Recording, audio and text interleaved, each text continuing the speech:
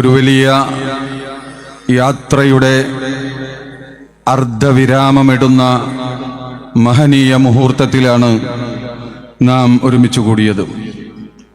ഈ സമയം വിനയത്തിൻ്റെ സമയമാണ്. ഈ സമയം ശുക്റിൻ്റെ സന്ദർഭമാണ്. ഈ സമയം ഭയപ്പാടിൻ്റെയും കൂടി അവസരമാണ്. ഒരർത്ഥത്തിൽ വലിയൊരു ദൗത്യം നാം പൂർത്തീകരിച്ചെങ്കിലും ഈ സമൂഹം നമ്മിൽ നിന്ന് പ്രതീക്ഷിക്കുന്നത് എന്താണെന്ന് നമുക്ക് കൃത്യമായി ബോധ്യപ്പെടുത്തി തന്ന ഒരു യാത്രയായിരുന്നു അത്.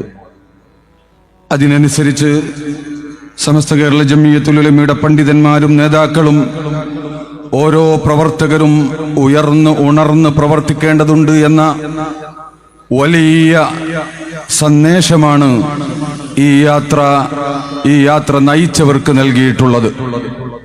അതുകൊണ്ട് തന്നെ അല്ലാഹു സുബ്ഹാനഹു വ തആല നമ്മളോട് പറഞ്ഞതുപോലെ വിശ്രമിക്കാനുള്ള ഒരു വിരാമമല്ലിത്, മറിച്ച് കൂടുതൽ ആസൂത്രിതമായി, കൂടുതൽ കാര്യക്ഷമമായുള്ള അഹ്ലുസുന്നത്തി വൽ ജമാഅത്തിന്റെ അസ്തിത്വം, സമസ്ത കേരള ജംഇയ്യത്തുൽ ഉലമയുടെ അന്തസ്സ് ഉയർത്തിപ്പിടിച്ചുകൊണ്ട് അതിനെതിരിൽ വരുന്ന സകലമാന ശല്യങ്ങളെയും വകഞ്ഞു മാറ്റിക്കൊണ്ട് മുന്നോട്ട് പോവാനുള്ള കൃത്യമായ ഒരു പ്ലാനിംഗ് നടത്തി കൃത്യമായി അതിലേക്ക് ഇറങ്ങേണ്ടുന്ന സന്ദർഭമാണ്. അള്ളാഹു അതിന് തൗഫീഖ് ചെയ്യുമാറാവട്ടെ. എൻ്റെ പ്രിയമുള്ള സഹോദരന്മാരെ, നാം അള്ളാഹു തിരഞ്ഞെടുത്ത ആളുകളാണ്. അള്ളാഹു ഭാഗ്യം ചെയ്ത ആളുകളാണ്. അള്ളാഹു തന്ന തൗഫീഖ് മാത്രമാണ് നമ്മുടെ യോഗ്യത. നമുക്കാർക്കും മറ്റൊരു യോഗ്യതയുമില്ല. ഇത് നാം എപ്പോഴും ഓർക്കേണ്ടതാണ്.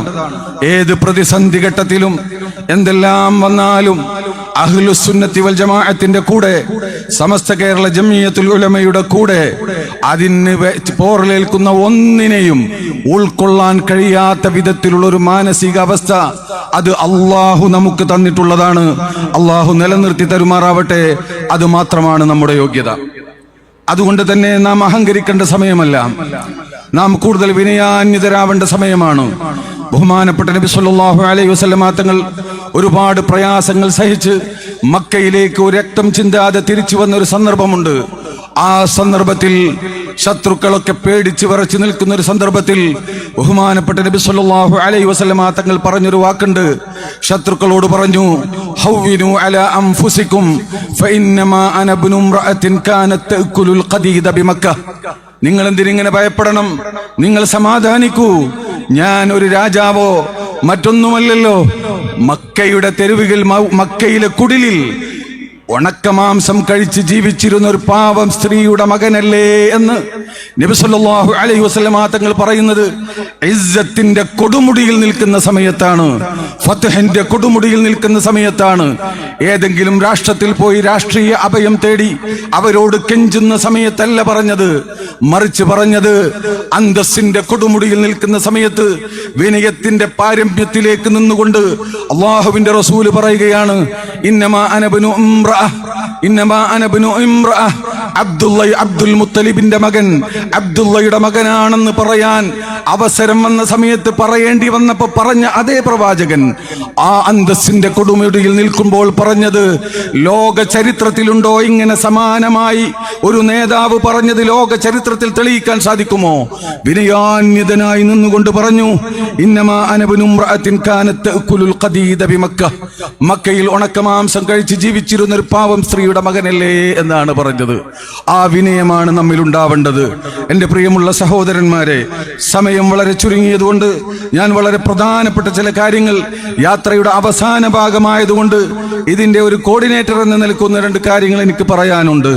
അതിന്റെ മുമ്പ് അല്ലാഹു സുബ്ഹാനഹു വ തആല നമുക്ക് തന്ന ഭാഗ്യത്തിൽപ്പെട്ട ഒരു ഭാഗ്യമാണ് ജിഫ്രി കുടുംബത്തിൽപ്പെട്ട മഹാനായ ഒരു സയ്യിദ് 1222 തെരീമിൽ ജനിച്ച ഹുസൈനുൽ ജിഫ്രി എന്ന് പറയുന്ന ഒരു വലിയ സയ്യിദും ആരിഫും ആബിദും മുതനസ്സിക്കുമായ ഒരു മഹാൻ കേരളത്തിൽ വന്നു.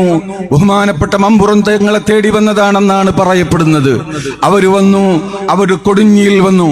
അവരുടെ അരികിൽ ബഹുമാനപ്പെട്ട സമസ്ത കേരള ജംഇയ്യത്തുൽ ഉലമയുടെ സ്ഥാപക നേതാക്കളിൽ പ്രധാനിയായ പാങ്ങിൽ അഹമ്മദ് കുട്ടി മുസ്ലിയാർ അവരുടെ മഖാമിൽ ഒരവസരത്തിൽ ചെന്നുകൊണ്ട് അദ്ദേഹത്തിന്റെ കാലിന് മാറാത്ത ഒരു രോഗം പിടിപെട്ടപ്പോൾ, പാങ്ങിൽ അഹമ്മദ് കുട്ടി മുസ്ലിയാർക്ക് വലിയൊരു രോഗം പിടിപെട്ട് ചികിത്സിച്ച് മാറ്റാൻ സാധിക്കാത്തൊരവസ്ഥ വന്നപ്പോൾ മഹാനായ പാങ്ങിൽ അഹമ്മദ് കുട്ടി മുസ്ലിയാർ ബഹുമാനപ്പെട്ട ഹുസൈനുൽ ജിഫ്രി തങ്ങളുടെ മഖാമിൽ ചെന്ന് രാത്രി ചെന്നുകൊണ്ട് പറഞ്ഞു, എന്റെ ഈ കാലിന്റെ അസുഖം മാറണം, നേരം വെളുക്കുമ്പോഴത്തേക്ക് എന്റെ ഈ അസുഖം അങ്ങ് മാറ്റിത്തരണം, അഥവാ അള്ളാഹു ആണ് ഷാഫി, പക്ഷെ അതിനാവശ്യമായത് അങ്ങ് ചെയ്തു തരണം, അങ്ങ് അതിൽ ഇടപെടണം എന്ന് ആ ഒരർത്ഥത്തിൽ നമ്മളൊക്കെ പറയുന്നത് പോലെ മഹാനവറുകൾ അവിടെ ചെന്ന് പറയുകയും അന്ന് നേരം വെളുക്കുന്നതിന്റെ ഉള്ളിൽ മഹാനവറുകളുടെ രോഗം ശിഫയാവുകയും ചെയ്തപ്പോൾ അന്ന് അദ്ദേഹം പറഞ്ഞതാണ്, അങ്ങനെ സുഖപ്പെട്ടാൽ അങ്ങയുടെ ചരിത്രം രേഖപ്പെടുത്തുന്ന ഒരു മൗലിദ് ഞാൻ രചിക്കും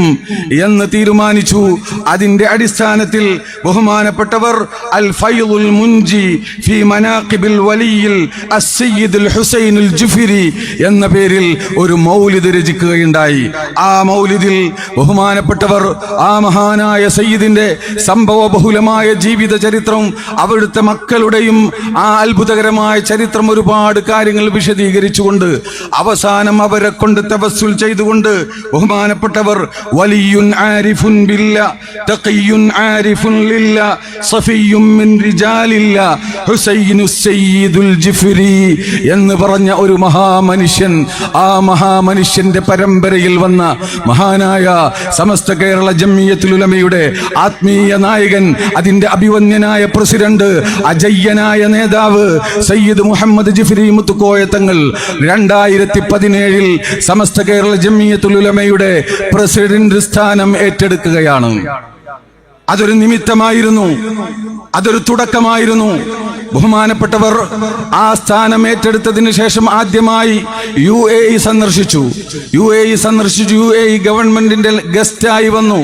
ആ സമയത്ത് അറബികളൊക്കെ പങ്കെടുത്ത് ഗവൺമെന്റ് ഗസ്റ്റായി വന്ന ആ സദസ്സിൽ സ്വാഗതം ആശംസിക്കാൻ വേണ്ടി ഞാൻ അന്ന് പകലിരുന്ന് കുറിച്ച 4 വരി ബൈത്തുണ്ടായിരുന്നു. അതിന്റെ തുടക്കം ഇങ്ങനെയാണ്: ഹനിഅൻ ലിഖൗമിൻ സാദ ഫീഹിം സുറാത്തുഹും വസാദാതുഹും നുജുമുൽ ഹുദാ വൽ അഫാദിലു ഹും ശയ്യദു ലിന്നാസി സർഹം മുമർറദാ മിനൽ ഇൽമി വത്തഖ്വാ യുനീറു വയുർഷിദു യുളില്ലു മിനർ റംള വയുദ്ഫി ഇദാ ഖരിസ് വയഹ്രിസു ഫീഹി ബൈളത്തദ്ദീനി ദുവദു സലുൻ നാസ ഹൽ സർഹുൻ മശീദുൻ മുമർറദു ഹൽ സർഹുൻ മശീദുൻ മുമജ്ജദു യഖൂലു സമസ്താബൽ വഹസ്നുൻ മുസവ്വദു സലീലർ റസൂലി യാ റബീബൽ ലിശൈഖിനാ അബീ ബക്കറിനിൽ ജിഫ്രിയു അഹദുക അസ്ജദു.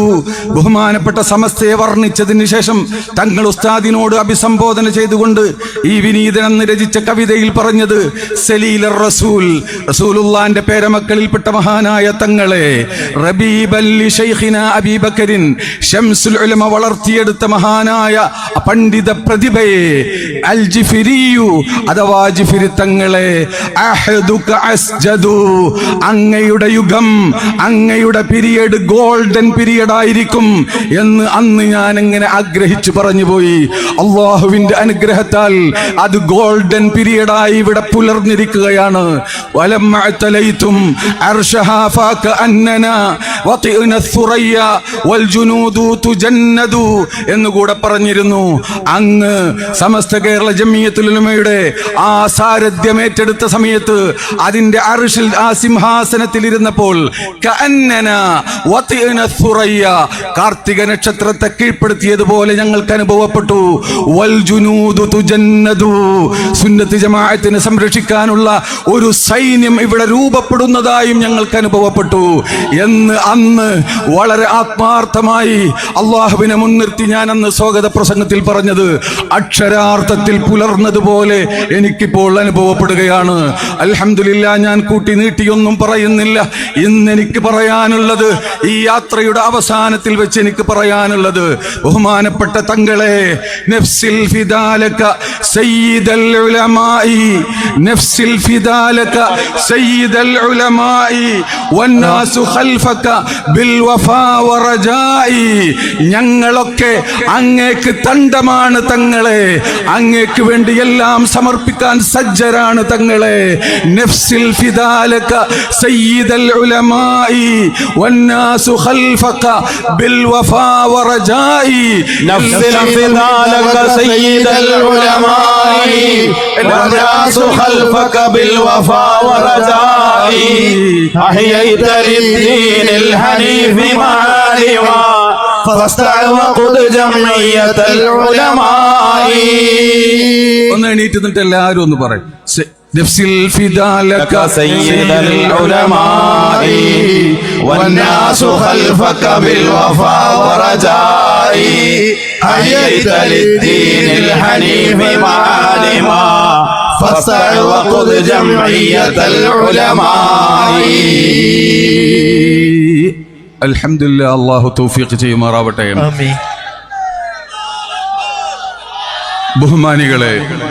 ബഹുമാനികളെ, ഞാൻ അവസാനിപ്പിക്കുകയാണ്. എനിക്കൊന്ന് രണ്ട് കടപ്പാടുകളുണ്ട്. ഇതൊരു വലിയ ദൗത്യം. അതിന്റെ കോർഡിനേറ്ററായി തിരഞ്ഞെടുക്കപ്പെടുമ്പോൾ എനിക്കെന്താണ് സാധിക്കുക എന്ന വലിയ ഭയപ്പാടുണ്ടായിരുന്നു. പക്ഷെ നല്ല ഒരു ടീം ഇതിനു വേണ്ടി വർക്ക് ചെയ്യാൻ ഒപ്പം നിന്ന് പ്രവർത്തിച്ചതിന്റെ ഫലമായി ഞങ്ങളിങ്ങനെ കാണുമ്പോൾ, യാത്ര ചെയ്യുമ്പോൾ, എൻ്റെ പ്രിയപ്പെട്ട വിഖായുടെ മക്കൾ അവർ കിടന്ന് അധ്വാനിക്കുന്നത് കാണുമ്പോൾ, എത്രയോ ദിവസം ഉറക്കമൊഴിച്ച് അധ്വാനിക്കുന്നത് കാണുമ്പോൾ, എങ്ങനെ ഇതിന് പ്രതിഫലം നൽകും, എന്ത് നമ്മൾ നൽകും? ഒന്നും നൽകാൻ കഴിയില്ല. അള്ളാഹു കബൂൽ ചെയ്യട്ടെ. അതുപോലെ തന്നെ നമ്മുടെ ഇതിന് വേണ്ടി പ്രവർത്തിച്ചത് ഒരു തരത്തിലും പേയ്മെന്റ് ഇതിലും ഒന്നും തന്നെയില്ല. പൂർണ്ണമായി സമർപ്പിതമായ ഒരു സമൂഹമാണ്. പ്രത്യേകം നമ്മൾ എടുത്തു പറയേണ്ടത് നമ്മുടെ മീഡിയ വിങ്ങിനെയാണ്. കഴിഞ്ഞകാല സമ്മേളനങ്ങൾക്ക് അപ്പുറം വിപരീതമായി നമ്മുടെ എല്ലാ പരിപാടികളും വളരെ മനോഹരമായി ലോകത്തേക്ക് എത്തിക്കുന്നതിൽ അവര് വിജയിച്ചിട്ടുണ്ട്. അള്ളാഹു കബൂൽ ചെയ്യുമാറാവട്ടെ. അതുകൊണ്ട് ഒറ്റ വാക്കിൽ, ഇന്ന സഅയകും കാന മഷ്കൂറാ, നിങ്ങളുടെ അധ്വാനം മഷ്കൂറാണ്. അള്ളാഹു കബൂൽ ചെയ്യട്ടെ, അർഹമായ പ്രതിഫലം നൽകട്ടെ എന്ന് പറഞ്ഞുകൊണ്ട് എൻ്റെ പ്രിയമുള്ള സഹോദരന്മാരെ, രണ്ട് കാര്യങ്ങൾ കൂടി പറഞ്ഞ് ഞാൻ അവസാനിപ്പിക്കുകയാണ്. ബഹുമാനപ്പെട്ട തങ്ങൾ ഉസ്താദിന്റെ യാത്രയിൽ മുഴങ്ങിക്കേട്ട സന്ദേശങ്ങളിൽ പ്രധാനപ്പെട്ടത് ഒന്ന് മതസൗഹാർദ്ദത്തിൻ്റെതാണ്, മറ്റൊന്ന് നമ്മുടെ ഇടയിലുള്ള ഐക്യത്തെയാണ്. ബഹുമാനപ്പെട്ട തങ്ങൾ ഉസ്താദ് ഈ യാത്രയിൽ എല്ലാവരെയും കൂട്ടിപ്പിടിച്ചുകൊണ്ടാണ്, എല്ലാവരെയും അണിചേർത്തുകൊണ്ടാണ് ഈ യാത്ര നയിച്ചിട്ടുള്ളത്.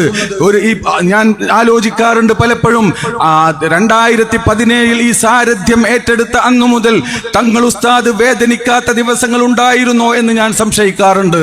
അത്രമേൽ പ്രയാസപ്പെടുത്തിയവരാണ്, അത്രമേൽ ബുദ്ധിമുട്ടിച്ച പലരും ഇവിടെയുണ്ട്.